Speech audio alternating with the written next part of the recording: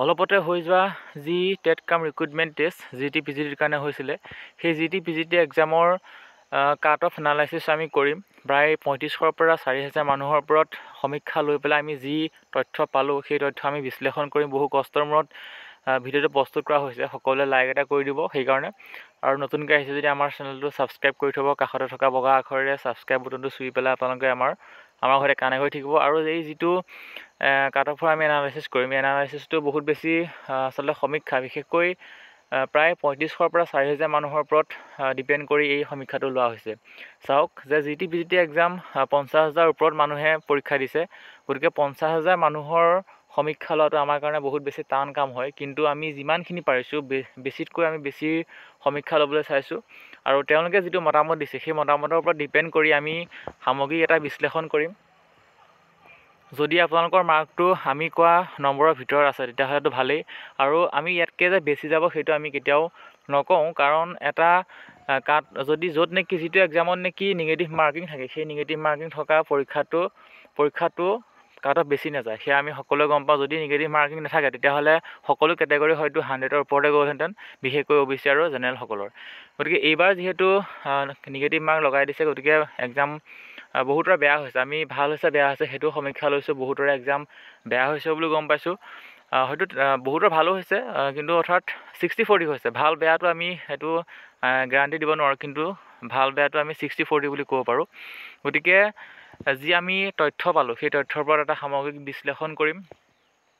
আচলতে সমীক্ষাবিলাক এনেকৈয়ে কৰা হয়, কাৰণ 50,000 মানুহৰ সমীক্ষা লোৱাটো বহুত বেছি টান কাম। আমি কষ্ট কৰি যি 4000 মানুহৰ এটা পুল লৈছোঁ, আমি গোটেই ছ'চিয়েল মিডিয়াৰ বিভিন্ন উৎসবোৰ আমি চাইছোঁ। তাৰ পৰা ডিপেণ্ড কৰি বহু কষ্টৰ মূৰত আপোনালোকৰ কাৰণে এটা কাট অফ, তুলনামূলক কাট অফ আমি লৈ আহিছোঁ। যদি আপোনালোকে ইয়াৰ ভিতৰত আছে তেতিয়াহ'লে ভাল কথা। ইয়াতকৈ আমি বাঢ়িব বুলি কেতিয়াও নকওঁ, পুনৰ এবাৰ কৈছোঁ। গতিকে যি গ্ৰেজুৱেট টিচাৰ, সেই গ্ৰেজুৱেট টিচাৰৰ লগতে আপোনালোকেও ক'ব যে আপোনালোকৰ এক্সামটো কেনেকুৱা হৈছে আৰু আপোনালোকৰ মাৰ্কটো কিমান ওলাইছে এতিয়া, সেইটো আপোনালোকে কমেণ্ট কৰিব। তেতিয়া আমাৰ কাৰণেও ভাল হ'ব, আপোনালোকৰ কাৰণেও ভাল হ'ব, সকলো ভিউৱাৰ্ছৰ কাৰণে আচলতে সেইটো সুবিধাজনক হয়। গতিকে যি গ্ৰেজুৱেট টিচাৰৰ যিটো লেভেল হয়, সেই গ্ৰেজুৱেট টিচাৰৰ যদি আমি এক্সপেক্টেড কাট অফ যদি চাওঁ, তেতিয়াহ'লে দেখিব যে জেনেৰেলসকলৰ 75ৰ পৰা 85 আপোনালোকে ধৰিব পাৰে। 85ৰ ওপৰত যাব বুলি এইকাৰণে নকওঁ যে, পুনৰ কৈছোঁ যে যিমানেই ব্ৰিলিয়েণ্ট ষ্টুডেণ্ট নহওক, য'ত নেকি নিগেটিভ মাৰ্ক থাকে তাতেই আচলতে মাৰ্কটো কমি আহে, তাতে আচলতে মাৰ্কটো খাই যায়। কাৰণ নিগেটিভ মাৰ্ক থাকিলেই যিটো আচলতে 100% আপোনালোকে শুদ্ধ বুলি ভাবে, সেইটোহে আপোনালোকে ক্লিক কৰিব লাগিব। যদি বেলেগ আপোনালোকে OMR চিটত যদি বেলেগ এটা শুদ্ধ এটা পুৰায়, তেতিয়াহ'লে ডেফিনেটলি সেইটো নাম্বাৰ কমি আহিব, সেয়া হয়তো সকলোৱে গম পায়। যদি আপোনালোকে জেনেৰেলৰ 75ৰ পৰা 85ৰ ভিতৰত আপোনালোকৰ নাম্বাৰ ওলাইছে, তেতিয়াহ'লে আপোনালোকৰ এটা ছেফ জোনে হয়। ঠিক তেনেকৈ OBC বা MOBC বুলি যদি কওঁ, তেতিয়াহ'লে আমি 70ৰ পৰা 80% এটা ছেফ জোন হয়। কাৰণ OBC আৰু জেনেৰেলৰ মাজত যিকোনো এটা পৰীক্ষাতে যদি চায়, তেতিয়াহ'লে দেখিব যে এটা 10ৰ পৰা 15 নম্বৰ এটা গেপ থকা দেখা যায়। 15টো বেছিয়ে হয়, 10 নম্বৰ হ'লেও গেপ থকা দেখা যায় OBC আৰু জেনেৰেলসকলৰ মাজত। ঠিক তেনেদৰে SC সকলৰ কিন্তু এইবাৰ কাট অফ প্ৰায় OBC সমানে যাব বুলি আমি এটা তুলনামূলক আমি অধ্যয়ন কৰি পাইছোঁ। যে SC যিহেতু পোষ্টটো কম আছে, গতিকে OBC আৰু SCৰ মাজত বহুত বেছি এটা ডিফাৰেঞ্চ আমি থকা দেখা পোৱা নাই। যদি SC প্ৰাৰ্থীসকল আমাৰ ভিডিঅ' চাইছে, তেতিয়াহ'লে আপোনালোকে কমেণ্ট কৰিব যে আপোনালোকৰ মাৰ্কটো কিমান ওলাইছে, সেইটো আপোনালোকে কমেণ্ট কৰিব, তেতিয়া সকলোৰে কাৰণে সুবিধা হয়। ঠিক তেনেদৰে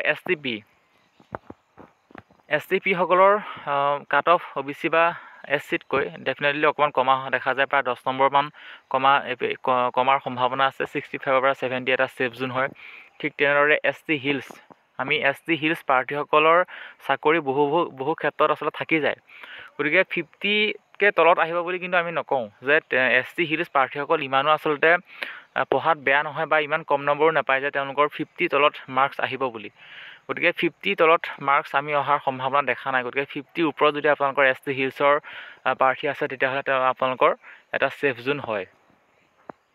আমি পুনৰ কৈছোঁ যে প্ৰায় 50,000তকৈ অধিক পৰীক্ষাৰ্থীয়ে পৰীক্ষা দিছে। গতিকে সকলোৱে কাট অফ লোৱাটো আমি সম্ভৱ নহয়। কষ্ট কৰি আমি যি 3500ৰ পৰা 4000 মানুহৰ মাৰ্কছ আমি কালেক্ট কৰিছোঁ, তাৰ ওপৰত ভিত্তি কৰি এই কাট অফটো এক্সপেক্টেড কাট অফটো আমি আপোনালোকৰ কাৰণে প্ৰভাইড কৰিছোঁ। সকলোৱে লাইক এটা কৰিব কষ্ট কৰি, কাৰণ আপোনালোকৰ কাৰণে কিবা এটা কালেক্ট কৰিছোঁ। যদি আপোনালোকে এই মাৰ্কটোৰ ভিতৰত আছে, তেতিয়াহ'লে ছেফ জোনত থাকক, চাকৰি এটা পোৱাৰ বহুত বেছি সম্ভাৱনা আছে। পোষ্টটো আচলতে এবাৰ বহুত বেছি আছে, বিশেষকৈ গ্ৰেজুৱেট টিচাৰসকলৰ কাৰণে গ্ৰেজুৱেট টিচাৰসকলৰ কাৰণে বহুত পোষ্ট আছে, যদি পোষ্ট গ্ৰেজুৱেটত অলপ কম আছে।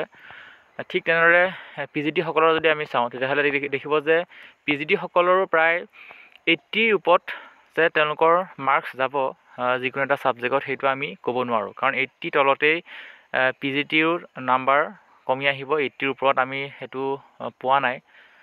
গতিকে যি 80 যদি আপোনালোকে পাইছে তেতিয়াহ'লে আপোনালোকৰ এটা বহুত বেছি ছেফ জোন হয় যিকোনো এটা ছাবজেক্টত। 80ৰ ওপৰত আমি যাব বুলি সেইটো আমি নকওঁ। গতিকে আপোনালোকে ক'ব যে যিহেতু আপোনালোকেই পৰীক্ষাটো দিছে, যদি আচলতে গোটেই বহুত বেছি মানুহৰ যদি আমি এনালাইচিছ কৰোঁ, 20,000 বোলে 20,000 মানুহৰ পুল লৈছোঁ, তেতিয়া আচলতে কথাটো বেলেগ হয়। কিন্তু আমি সামগ্ৰিকভাৱে যি 35,000 পৰা 4,000 মানুহৰ পুল লৈ আপোনালোকৰ কাৰণে এইটো প্ৰভাইড কৰা হৈছে। গতিকে জেনেৰেলৰ কাৰণে 80, OBCৰ কাৰণে বা MOBCৰ কাৰণে 70ৰ পৰা যদি 75ৰ ভিতৰত আছে তেতিয়াহ'লে আপোনালোকৰ এটা ছেফ জোনে হয়। আমি বাৰে বাৰে কৈ আছোঁ যে নিগেটিভ মাৰ্কিং থকা পৰীক্ষাত বহুত বেছি কাট অফ নাযায়। আৰু এইবাৰ GT-PGT এক্সাম বহুতৰ কিন্তু ভাল হোৱা নাই, সেইটো আমি গম পাইছোঁ। ঠিক তেনেদৰে SC সকলৰ যদি আপোনালোকে 70ৰ পৰা 75 পাইছে, ST P 65 সেইটো লেছ দেন ধৰা হৈছে, আৰু ST হিলছ পুনৰ আমি 50ৰ পৰা 60 আমি এটা এক্সপেক্টেড কাট অফ আমি ধৰিছোঁ। গতিকে আপোনালোকে ইয়াত দেখিছে মাত্ৰ কেইটামান সংখ্যা, এই সংখ্যাকেইটাৰ কিন্তু অন্তৰালত কিমানখিনি পুল সোমাই আছে, কিমানখিনি কষ্ট সোমাই আছে, সেয়া হয়তো আমি গম পাওঁ। আপোনালোকক মাত্ৰ তুলনামূলকভাৱে সংখ্যাকেইটা দিয়া হৈছে। গতিকে আপোনালোকে কথাখিনি কেনেকৈ গ্ৰহণ কৰে সেইটো আপোনালোকৰ কথা। গতিকে আপোনালোকে মাত্ৰ সংখ্যা কেইটামান দেখিছে, কিন্তু সংখ্যাকেইটাৰ অন্তৰালত কিন্তু বহুত কষ্ট সোমাই আছে। প্ৰায় 35,000 পৰা 4,000 মানুহৰ পুল কালেক্ট কৰাটো আচলতে সহজ কথা নহয়। ছ'চিয়েল মিডিয়া খুচৰি আমি সেইখিনি কামেই আচলতে কৰি থাকোঁ আপোনালোকৰ কাৰণে। আপোনালোকে মতামতসমূহ জনাব, ভিডিঅ'টো লাইক এটা কৰিব। আপোনালোকৰ এক্সামটো কেনেকুৱা হৈছে সেইটো জনাবলৈ একেবাৰে নাপাহৰিব। পুনৰ এবাৰ লগ পাম। ধন্যবাদ।